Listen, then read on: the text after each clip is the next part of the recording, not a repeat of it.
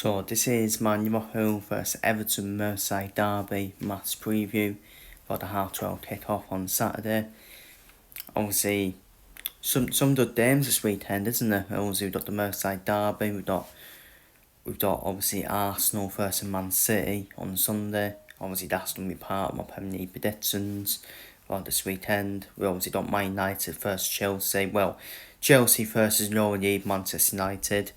That's the small matter of this weekend. But it's obviously the previews on me about this Everton game, the Merseyside derby against Everton, and started quite well. Just started quite decent, haven't they, Everton under David Moyes? Obviously, the first season under in the new stadium, of course, which looks like a big version of Tesco's, doesn't it? Yes, be real, by the pretty waterside. And they've done some decent business. Obviously, the best signing for me is definitely Jack Reyes for me. That's definitely the best signing. Sorry, I needed to sneeze there. But yeah, Jack Reyes, he's been definitely the best signing for Everton. When he's on it, when he does his attitude right, he's a baller. Let's be real.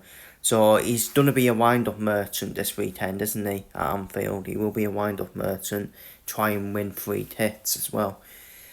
And I do fancy us though, because being at home, I do fancy us being at home. If this was away from home, if this was in their new stadium, I would be thinking to myself, I actually probably wouldn't put us to win the game because of their new stadium. They want to win in front of the first win in the new stadium as well. So, but that is to come near the end. That is to come in the second half of the season, isn't it? Where we will play Everton in their stadium. We know how Everton. Do we know how Everton done set up? Are Everton done door for it under David Moyes? Do Everton think, you know what, Liverpool, we can definitely get at them defensively? Or will Everton just utilise their strengths, which is their defence? They are very good defensively, Everton. I don't know if Gerard Pomfret will be back for Everton. Obviously, Gerard Pomfret used to play for Taro, so I obviously have an interest pause in Gerard Pomfret. And James Tarkowski, he's gonna be a dirty bastard, isn't he? Yeah, no, honestly, I think he should have been sent off in the Merseyside derby, where for that tackle on the Jesus Matata, he put his head for God's sake. And obviously, that was the game where, God rest his soul, the old shotter, got the only goal of the game. And it's always been tight games, hasn't it, the Merseyside derby? Yeah, it doesn't matter what form both teams are in. It's a Merseyside derby at the end of the day. And Everton, they'll be up for it. We're going to be up for it. It's a half-12 kick-off. That's the only thing. Half-12 kick-offs can be quite ugly games, can't they? So, yeah, I think Everton will set up with a low plot. They'll try and be aggressive, like Atletico Madrid were obviously last night. So that's what I can see happening. In terms of my eye, nothing up Arsenal, Doe, Frimpong, Tenate, Van Dijk, Robertson. I think Robertson needs to start because Turquez will be too emotional on the Merseyside derby. Cravenburst and Sobozai is a double pivot. Salah, I've actually done for two of the bad boy bowlers to start, actually. I've done for McAllister to play in number 10. I think we need to start trying out throwing first on the left. Try him out on the left, if I'm being honest with you. Yeah, he wasn't bad. He wasn't bad against Atletico Madrid. Him and Isak when you ended up quite well. I think that Tottenham for Isak, I would not start Isak in this game. Because I don't trust Everton's defenders to be keen, to be honest with you. I think they've done me more dirty bastards, to be honest with you. And I think Hudo Etitite, I think Hugo Ekitike will actually cause more problems as well. And I know that sounds stupid, but Hugo Ekitike, he will fight with them Everton defenders, to be honest with you.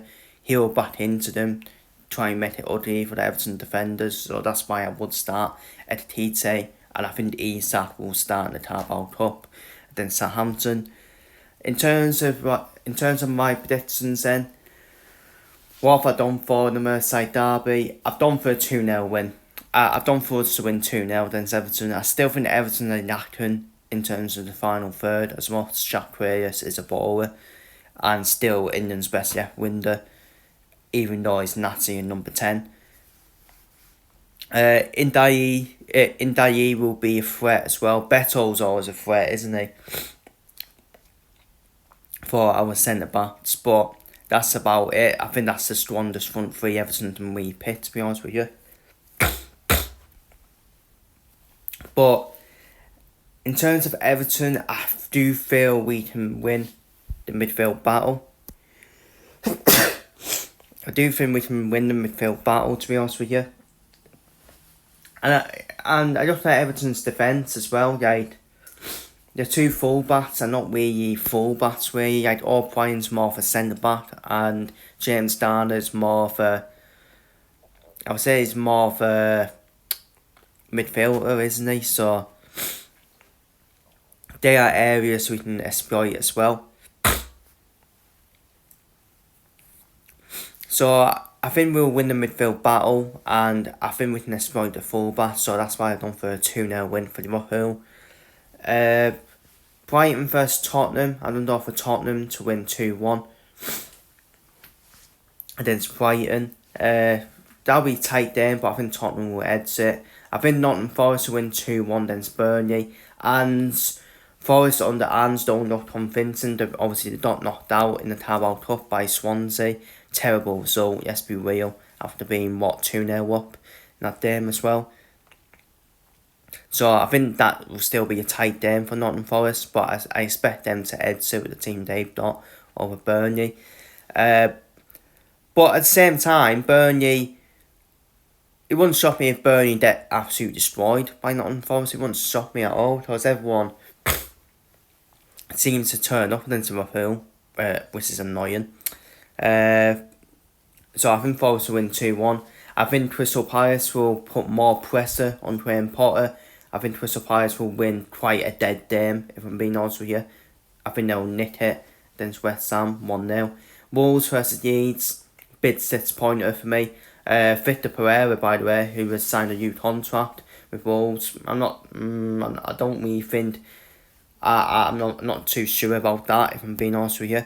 But I do think Wolves will get the win here against Leeds 1-0. It won't be a good game at all.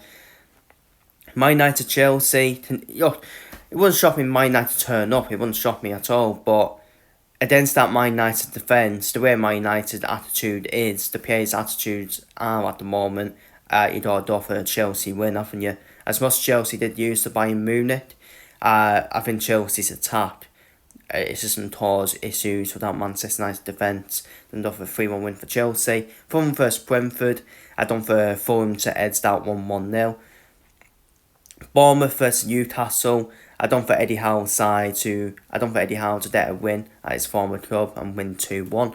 Sunderland versus Aston Villa, again, I've done for Sunderland to put more pressure on Unai Emery. Obviously, Aston Villa knocked down the Carabao Cup, done for a 1-0 win for Sunderland. And Arsenal versus Manchester City, it's still Man City at the end of the day. Still wouldn't shock me if Man City turned up, but I'm not convinced by Man City's defence keeping Arsenal out, if I'm being honest with you. I think it might be quite similar to the 5-1 last season, where I don't think the Arsenal fans will allow their team to set up defensively and sit back. They'll want their team to attack.